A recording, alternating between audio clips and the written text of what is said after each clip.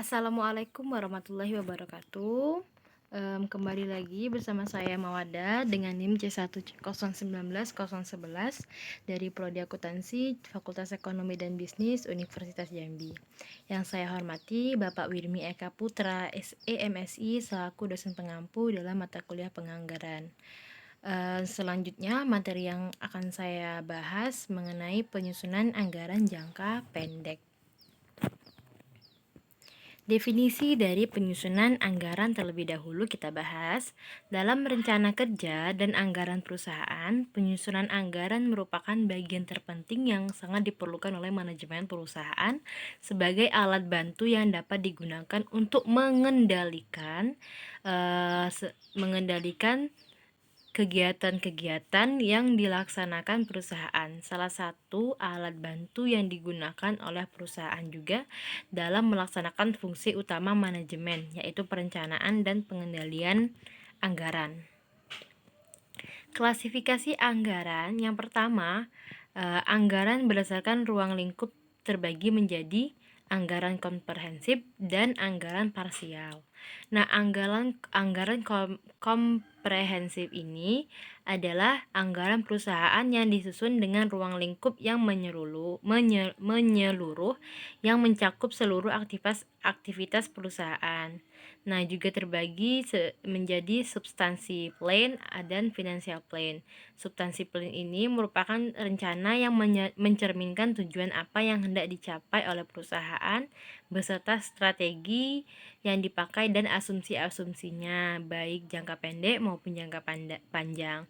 Nah, financial plan ini merupakan penjabaran dari segala hal yang telah direncanakan menjadi suatu anggaran keuangan yang diharapkan.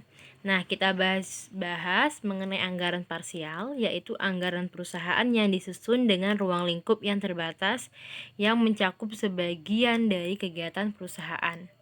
Nah, ada juga anggaran berdasarkan fleksibilitas, terbagi menjadi anggaran tetap dan anggaran berkelanjutan. Anggaran tetap ini atau fixed budget adalah anggaran yang disusun untuk periode tertentu di mana volumenya telah ditentukan. Dan berdasarkan volume tersebut direncanakanlah revenue, kemudian biaya, expenses, namun tidak diadakan revisi secara periodik. Nah, anggaran berkelanjutan ini adalah anggaran yang disusun untuk periode waktu tertentu, makanya dia disebut dia ini adalah anggaran yang dapat direvisi secara periodik. Nah, di mana volumenya ini sudah ditentukan, berdasarkan volume tersebut direncanakanlah sama seperti anggaran tetap, ya ini revenue, cost, dan expenses, tetapi diadakan revisi secara periodik. Nah, ini tadi, dan ditambahkan anggaran untuk 1 triwulan pada periode anggaran berikutnya. Nah, ada juga anggaran berdasarkan jangka waktu, ada anggaran jangka pendek dan anggaran jangka panjang. Nah, ini yang akan kita bahas adalah anggaran jangka pendek, yaitu anggaran operasional yang menunjukkan rencana operasi atau kegiatan untuk suatu periode akuntansi yang akan datang. Kemudian ada anggaran jangka panjang, yaitu anggaran yang menunjukkan rencana investasi dalam tahun anggaran dengan waktu lebih dari 1 tahun. Nah, untuk lebih jauh kita bahas lebih dalam apa yang disebut sebagai anggaran jangka pendek. Ini merupakan jenis perencanaan organisasi untuk jangka waktu sampai dengan 1 tahun.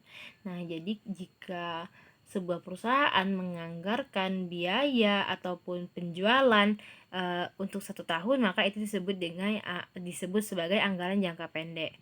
Dalam perencanaan jangka pendek ini, organisasi rencana-rencana keuangan organisasi membuat rencana-rencana keuangan untuk mencapai tujuan organisasi sebagaimana yang telah ditetapkan.